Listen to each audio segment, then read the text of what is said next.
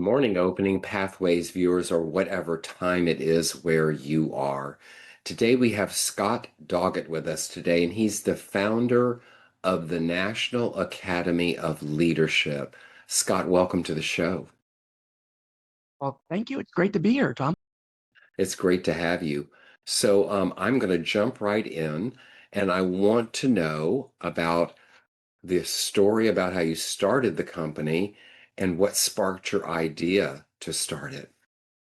Sure. Well, I think our whole mission is to try to bring some humanity back into the workplaces all over this country, and in a day where I think it's desperately needed. I don't know if you notice, but it just seems like there's dumpster fires going on all over the place, and uh, and so the last thing I think people need is to go into work where they spend so much of their time and to have their leaders kind of add to that stress. And so I was really inspired.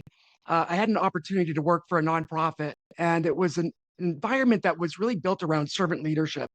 And I got to experience that and to see the kind of culture that was built around that style of leadership and the results that came from it. And I'm talking about results that I've never seen in my career, 30 years in hospitality, and then going to this nonprofit and seeing turnover, like voluntary turnover at like 6%.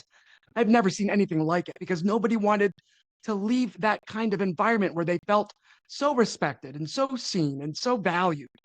And so I think that was the inspiration for me to want to go out and write my book and create the workshop to go with the book and create the academy and really create a national movement and attract other faculty who want to go out and just teach any kind of organization that this style of leadership works. And you can get incredible results when you treat your people right.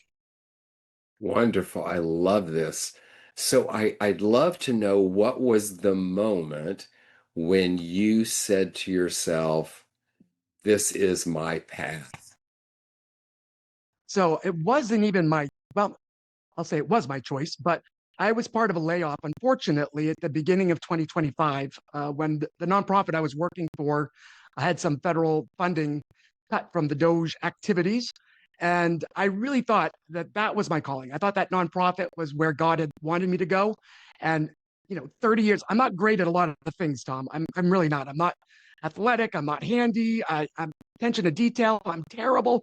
But there's two things in this world that I feel like I am good at. And that is leadership and service. And that has been my whole life has been centered around those two things. And this nonprofit, I really thought I was called there to spend the rest of my career. But when I got laid off because of the funding cuts, what I realized was God had brought me there intentionally so that I could see servant leadership the way I got to see it, experience it, feel it. And as soon as that happened, I knew that this was truly my calling. And I have, since that day, I have not felt such a calling and a passion like this in my entire life. Wow, I love it. I can feel that coming through, Scott. Tell me this, when you look at yourself today, how have you fundamentally changed since you started this company? I have changed tremendously. Like I said, 30 years in hospitality. Half of that time I was running hotels and resorts. So that is just nonstop. It's literally 7 days a week, 365. And you just go, go, go, go, go. The second half of my career in hospitality was in training and development. And even though it's a little bit more 9 to 5, it's still, you're still in the grind. And what I've learned is that it's so good to just slow down a little bit and take some time to really think and discern and it's really helped me make some really good decisions and again realizing that I'm not in complete control and to follow my this calling that I've had and then also to really reach out and find people and expand my network that I realized for 30 years I had built a network, a great network, but all within one very narrow industry. And so now I'm just meeting amazing people like you, Tom, uh, that I'm just learning so much from. So it's been an exciting season for me. I love this. I love this. So tell me this, what values have guided you from the start, And which one has deepened more recently? Well, I think, yeah, again, the servant leadership has always been something that's been in my heart. Even growing up, I went to a very small school in New England, like 300 students on a K through 12 campus in Maine. And my dad happened to be the head of the middle school on this campus. So I didn't get away with anything growing up. But I got to see him in action, right? He was my first leadership role model. And I got to see how he interacted with the faculty, and they weren't his employees, and he wasn't their boss. I mean, it literally was this. I mean, it almost felt like family. They felt like family in the way that he supported them, and the way they interacted. So he was my first role model, and I experienced some great leadership examples, and I experienced some horrible leadership examples throughout my career. And like I said, I think that heart for service has always been in me, whether it's customer service or serving my team as a leader. And so that is something that's always been really in my heart. And now it's just deepened because now, I've always been an advocate for the employee, but I have been throughout my career convinced that that's a part of it. And yes, but it's not the most important part of a business, right? The customer is the most important, or the financials are the most important.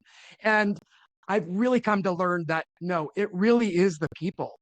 And I am willing to put a stake in the ground and say, before you do anything, you have to take care of your people, because you can't get the financial results. You can't have great customer service if you have miserable employees. And so I am really adamant now that this style of leadership and taking care of your people is really the answer to getting results. You know, you and I are singing from the same sheet of paper here. I've for years thought if we take care of our employees, if we take care of our people, the rest of it falls into place. And sometimes I think a lot of people get that a little backwards about where that effort should be placed from the very beginning. So I love that you're saying this. It hits home with me for sure. I'm curious, who we are today has often been influenced by someone in our very, very young life. Who is that for you?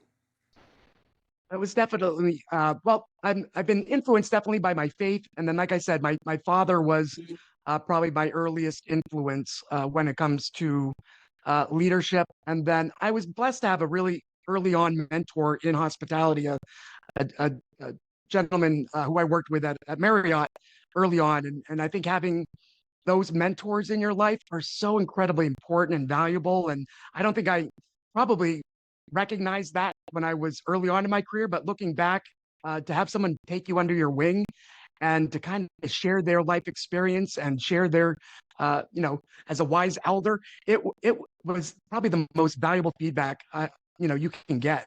So, yeah, having those mentors was fantastic. Yes, yes, that's wonderful. Thank you. So I'm interested, where has life asked you to slow down recently, and what did you hear?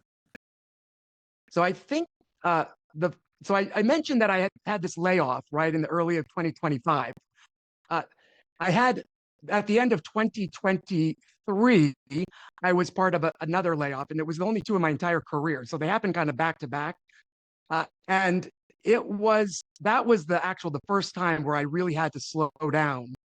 And it was jarring. It was the first time where I had nowhere to go, right? You wake up on Monday and where do you go? What do you do? And for 6 months, I went on what I call my kind of my journey through the wilderness and tried to figure out, what to do with my life and what do I do with these skills. And it was a scary time, but it was exciting. And again, I really had to lean on my faith and listen and ask God questions and listen. And that's something I've never done. I've been someone who's prayed and gone to church and things like that, but I've never really just asked God to, to tell me and to just then shut up and listen.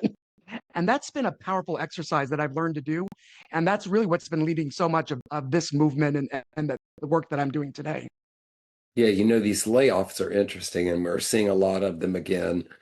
Yeah. Excuse me, I work with a lot of people that have been laid off, and you're making me recall an experience I had where I was at a startup, and We couldn't make the worlds collide properly, where someone wanted to buy it and we ran out of money, and you just the chasm in between just couldn't find its way to fill. And I had to lay off everybody, 160 people on my birthday. And I had a skeleton team to close down the office. And about 5 weeks later, I was getting ready to turn in the keys to the building, and I realized I needed to lay off myself.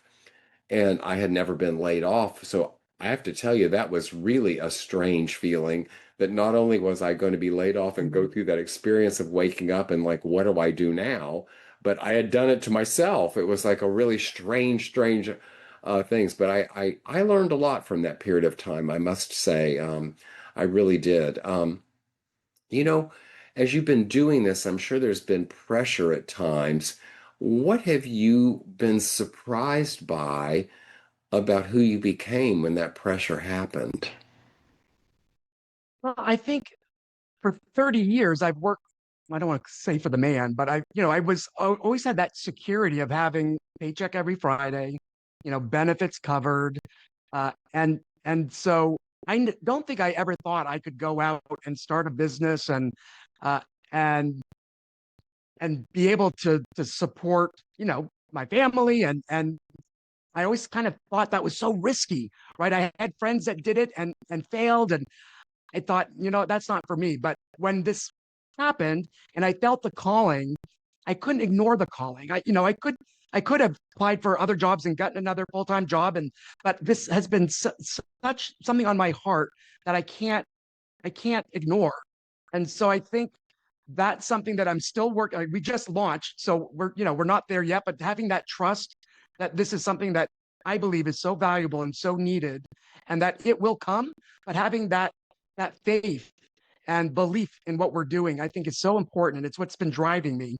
And just having that patience is really Yeah, yeah. something that I'm not known for my patience, but it's something that I'm learning and I'm developing in myself right now. I love this. Tell me about a risk.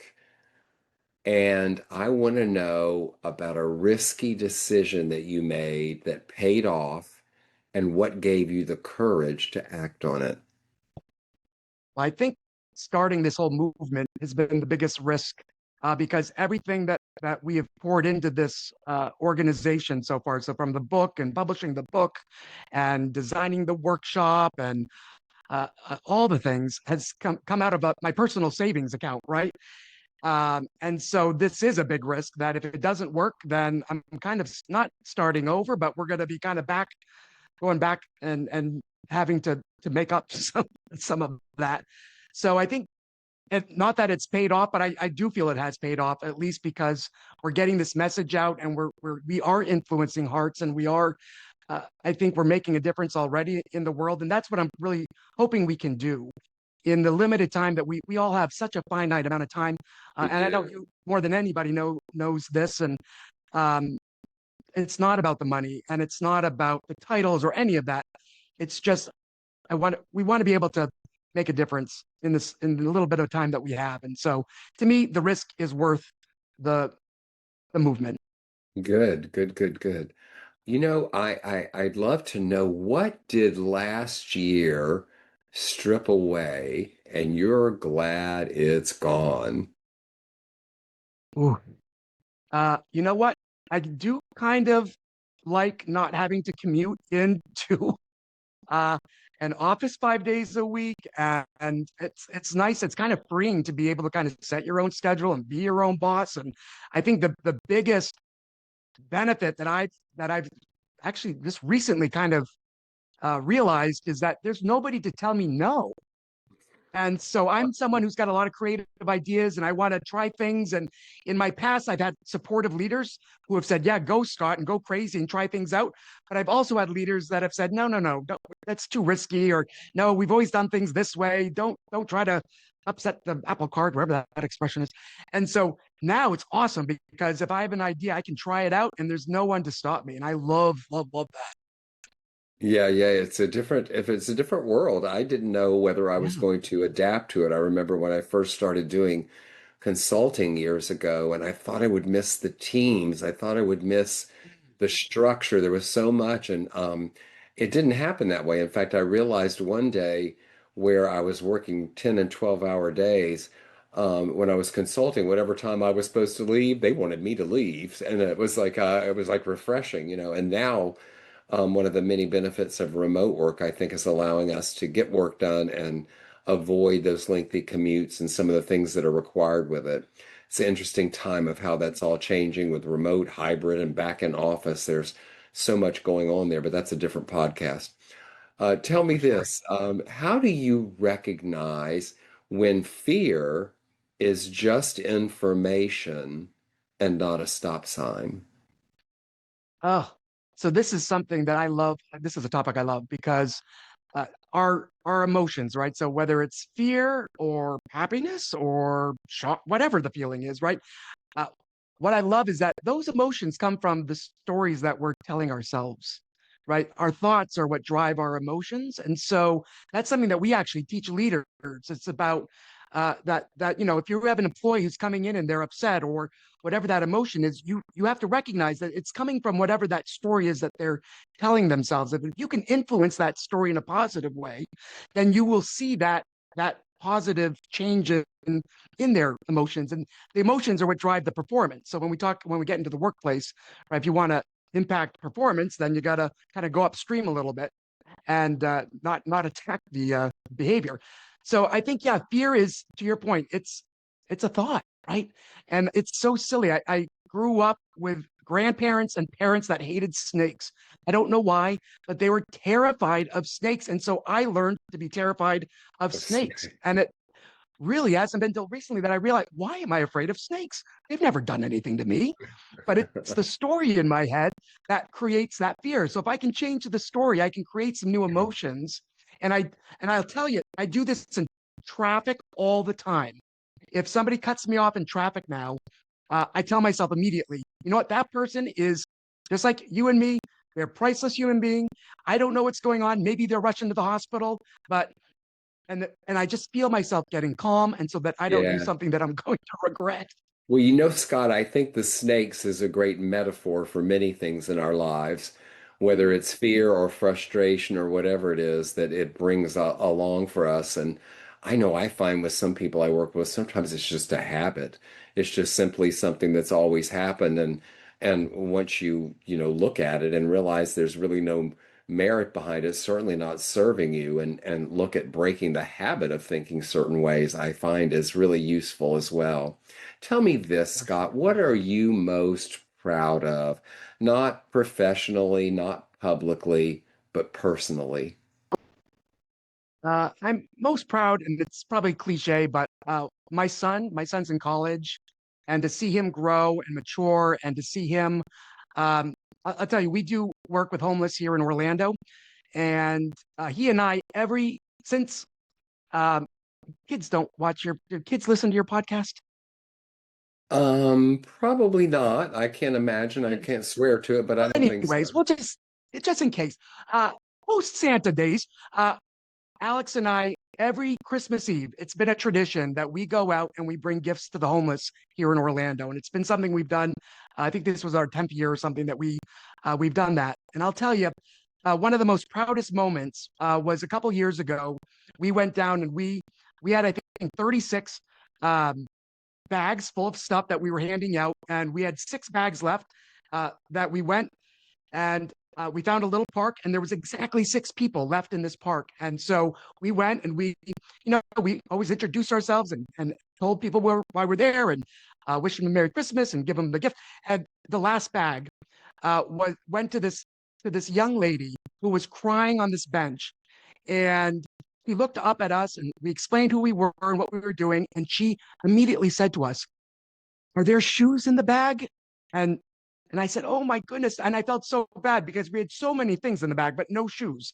And so I was like, "Oh, no shoes, but there's a $20 bill in there. Maybe you could use, and there's socks, and there's this." And before I knew it, my son had bent down and taken his Nikes off and handed the shoes to this woman. And I tell you, you know what? If nothing else, if this is my last day on earth, uh, then I've done my job. And so that to me was the proudest moment. to know that that kid's going to do okay. Well, I love a couple of things about what you said. One is I love that you were Santa's helpers. You know, we all need to Mm, help yeah. Santa out. It's a busy day for Santa, and Yes.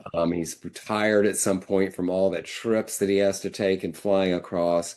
And to know that your teachings and how you've modeled your child showed up for you as an affirmation by his action is just beautiful. And I assure you, those shoes are appreciated more than they ever Oh, were before. I'm so happy that experience happened for you.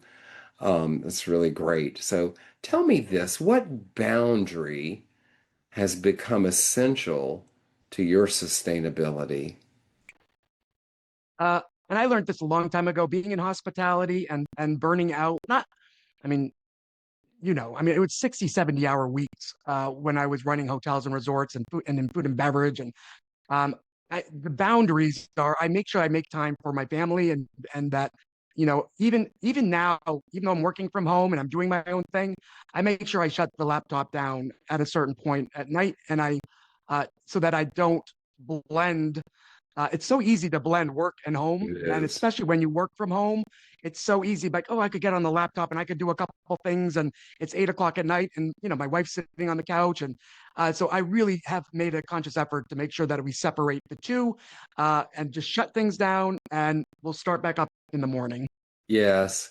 It's not only good for our family, it's good for our own brain to turn it off every Yeah, now and then. I have to remind myself, enough for today, right? Enough. yeah, It that's will it. be here, Yeah, we it got a will lot be done. here tomorrow. Yeah, it will be here tomorrow. For me, it's getting out in nature and just really getting away from it completely. And I call it clearing the cobwebs that have been left over. So I love tell that. me this. Scott, have you ever said no to growth because it wasn't aligned? Yes, another very important lesson I learned early on. I took a job once that in the pit of my stomach, I knew I should have taken, but it was a beautiful hotel. It was a historic hotel in Newport, Rhode Island. John F. Kennedy and Jackie O. That's where they had their honeymoon. It was just and so I took the job for the wrong reasons. And the general manager who I ended up working for ended up being my worst boss ever. I write about him in my book. Um, and I stayed there for probably longer than I should have, but it was definitely one of those toxic kind of environments. And so I realized that no job is worth that kind of emotional stress. And so from that moment on, I realized I need to make sure that whatever job I take, it's going to be a good cultural fit for me, for them, that I'm going to get along with the leader, that we align with our values. And so, yes, I have turned down a lot of jobs where, again, I'm all about people first. And if I've had organizations where they don't believe that passionately. And so, again, no harm, no foul. I mean, I'll shake your hand, we'll walk away friends, but I'm not going to accept a job if those values don't align. Yeah, I had a client the other day that I had to remind that when they're going to a very important interview and very concerned about having the right answer and learning things and so on and so on. And I reminded this person, remember, you're interviewing them as well. This isn't just Yeah, about whether you're a fit and whether the position is right for you from their perspective. You're determining whether this is the good place for you to go and where you want to go spend your time because you're going to make this commitment and it's not a short one. You're going to need to stay there for a while. And it was interesting to open someone's eyes to remember that interviewing isn't just one-sided. There's two sides to it. So tell me this, what is the boldest vision for what comes next? so my boldest vision is that this movement that we're trying to create just goes crazy, and we have our priceless leadership in big Fortune 500 companies all over this country, and we've convinced organizations that the only way to get sustainable results is by taking care of your people and creating these healthy cultures again. Because I just feel like since COVID, and even before COVID, but since COVID, and now in this day of AI, I just feel like so many organizations have taken their eye off of their people and off of culture. And uh, I want to get people back to that mindset. And so that's my bold vision is if we can convince so many different organizations to Yeah. put their people first. I've got a list of prospects that need it for you. Oh, Um, yes. so tell me this, what does renewal look like for Scott besides just the typical day off or resting? I'm with you with the nature. Anytime I get into nature, and that is two specific places for renewal for me. And I'm not near a beach now, but I grew up on the seacoast of New England.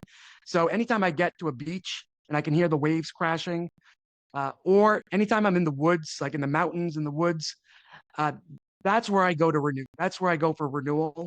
And and I write. Obviously, I love to write, and so anytime I can journal, and if I can combine those two things, and I also do a little bit of painting, anytime I can kind of combine the art with the nature, I feel like even if I can do that for a day or a weekend, I come back like my energy, my batteries are fully charged. Yeah. And I haven't done that in a while. I need to do that soon. Soon, I'm feeling Good. it. I'm glad that you recognize that Yeah, today. It's yeah. so important. I have a Pilates practice that I've been doing for many years, and I've made a commitment not to miss it. And my walks, and I had a lot of travel this past week, and I'm like, okay, what's missing right now? And I realized I haven't been out in nature enough, and I had to be in Las Vegas for a while, which was a real No shift nature for there. me. That's an interesting place of to visit, and I know some people love it, and I used to love it, but this trip was an interesting time to be there from the noise and distraction and things that were going on Yeah. around me. So tell me, Scott, I'm interested in what legacy means to you at this stage in your life. I think legacy is again, it's how much time uh, I have left. I don't know. Nobody knows. And I want to be able to look back and know that I've made some sort of difference in people's lives. And again, I don't have many skills, but if I can see that I use my skills in a positive way, then I'm going to feel good. And we talk a lot about, we challenge leaders all the time to think about their legacy and to think about that retirement party. And when people stand up and talk about you, what do you want people to say? And I'll tell you, my dad passed away about 10 years ago, uh, and he wore so many different hats. He wasn't just a middle school headmaster; he was a coach, and he did a lot of different things. But what people talked about his kindness, and over and over and over again. And at first, I'm like, well, he did so many other things. Stop just saying he was nice and he was kind. But then it really hit me like, you know what? If that's what people say, then that's a life well lived. And so if Yeah. I can get to that point, then I'm going to be a happy guy.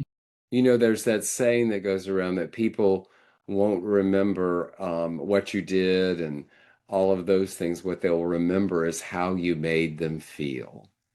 And Yes. I love that and take that to heart because I think that's what really people do latch on to is what Yeah. was the person like? How did they make me feel? How did they respect me?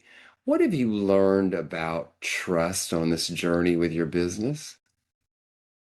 Uh, I'm generally a pretty trusting person. Uh, my wife is probably the opposite. It's funny how some people, you have to earn the trust and others.